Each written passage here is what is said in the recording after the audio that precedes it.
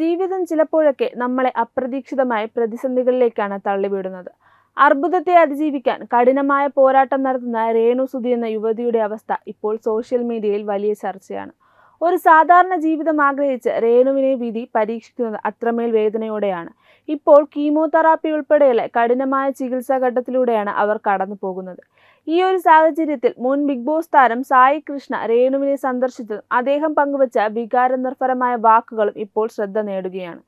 രേണുവിന്റെ അവസ്ഥ അറിഞ്ഞ് ഉടൻ തന്നെ സായി കൃഷ്ണ അവരെ നേരിട്ട് കാണാൻ തീരുമാനിക്കുകയായിരുന്നു.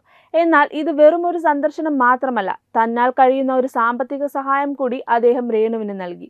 താൻ ചെയ്ത ഈ സഹായത്തെക്കുറിച്ച് സായി കൃഷ്ണ പറയുന്നത് വളരെ സത്യസന്ധമായാണ്. വലിയ മനസ്സുള്ളത് കൊണ്ടല്ല ഞാൻ ഈ സഹായം ചെയ്തത്, എൻ്റെ സമാധാനത്തിന് വേണ്ടിയാണ് എന്നാണ് അദ്ദേഹം തുറന്നു പറയുന്നത്. നാളെ രേണുവിന് എന്തെങ്കിലും സംഭവിച്ചാൽ അത് തൻ്റെ മനസ്സിന് വലിയ രീതിയിൽ വേട്ടയാടുമെന്നും ആ കുറ്റബോധത്തിൽ നിന്ന് രക്ഷപ്പെടാനാണ് താൻ ഈ വഴി തിരഞ്ഞെടുത്തതെന്നും അദ്ദേഹം വ്യക്തമാക്കുന്നു. സായി കൃഷ്ണയുടെ പേര് കേൾക്കുമ്പോൾ തന്നെ പലർക്കും ഓർമ്മ വരുന്നത് അദ്ദേഹം ചെയ്യുന്ന റിയാക്ഷൻ വീഡിയോകളെ കുറിച്ചാണ്. മുൻപ് രേണുവിനെതിരെയും സായി വീഡിയോകൾ ചെയ്തിട്ടുണ്ട്. എന്നാൽ ഇതേക്കുറിച്ച് അദ്ദേഹം പറയുന്നത് താൻ രേണുവിനെ കുറ്റപ്പെടുത്തുകയല്ല, മറിച്ച് ആ സാഹചര്യത്തെയാണ് വിമർശിച്ചതെന്നാണ്. തന്റെ വീഡിയോകളിലൂടെ താൻ രേണുവിനെതിരെയല്ല, മറിച്ച് പിന്തുണയ്ക്കുകയാണ് ചെയ്തതെന്ന് അദ്ദേഹം ഉറപ്പിച്ചു പറയുന്നു. റിയാക്ഷൻ വീഡിയോകൾ ചെയ്യുന്നവർക്ക് പൊതുവെ ലഭിക്കുന്ന മോശം പ്രതിച്ഛായയിൽ നിന്ന് തനിക്കൊരു മോചനം വേണമെന്നും ഇങ്ങനെയുള്ള സാഹചര്യങ്ങളിലൂടെ മാതൃകയാകാൻ താൻ ആഗ്രഹിക്കുന്നുവെന്നും അദ്ദേഹം വ്യക്തമാക്കുന്നു. ആർക്കെന്ത് സഹായം ചെയ്താലും അത് മറ്റാരും അറിയരുതെന്ന് ആഗ്രഹിക്കുന്ന ആളാണ് താനെന്നും, എന്നാൽ ചില കാര്യങ്ങൾ പരസ്യമായി ചെയ്യേണ്ടതുണ്ടെന്നും സായി പറയുന്നു. ഈ സഹായം മറ്റുള്ളവർക്കൊരു പാഠമാകണം.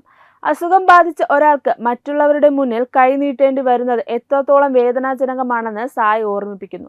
ഇത്രയും കാലം രേണുവിന്റെ പേര് പറഞ്ഞ് താൻ പണം സമ്പാദിച്ചിട്ടുണ്ടെന്നും അതിൽ നിന്ന് തനിക്കാവുന്ന ഒരു വിഹിതം അവർക്ക് തിരികെ നൽകുക മാത്രമാണ് ചെയ്തതെന്നും അദ്ദേഹം പറയുന്നു.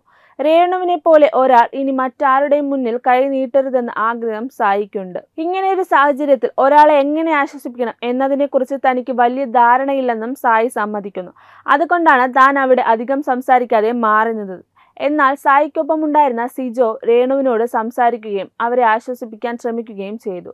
തന്നാൽ കഴിയുന്ന സഹായം ചെയ്ത ശേഷം അവിടെ നിന്ന് മടങ്ങുകയായിരുന്നു സായ്.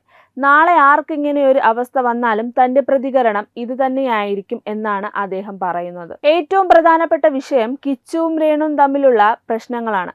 രക്തബന്ധം ഇല്ലെങ്കിൽ പോലും അവർക്കിടയിലുള്ള സ്നേഹം വലുതാണെന്നും ഇപ്പോൾ നിലനിൽക്കുന്ന മിസ്അണ്ടർസ്റ്റാൻഡിങ്സ് മാറുമെന്നും സായി വിശ്വസിക്കുന്നു. താനും തന്റെ അച്ഛനും തമ്മിൽ മുൻപ് വലിയ പ്രശ്നങ്ങൾ ഉണ്ടായിരുന്നുവെന്നും പിന്നീടത് പരിഹരിക്കപ്പെട്ടുവെന്നും സായി ഓർമ്മിപ്പിക്കുന്നു. വൈകാതെ കിച്ചു വന്ന് രേണുവിനെ കാണുമെന്ന് തന്നെയാണ് സായി ഉറച്ചു വിശ്വസിക്കുന്നത്. അതെ, രേണു സുധിയുടെ ഈ പോരാട്ടത്തിൽ സ്നേഹവും സഹാനുഭൂതിയും അനിവാര്യമാണ്. അവർ വേഗത്തിൽ സുഖം പ്രാപിക്കട്ടെ എന്ന് നമുക്ക് പ്രാർത്ഥിക്കാം.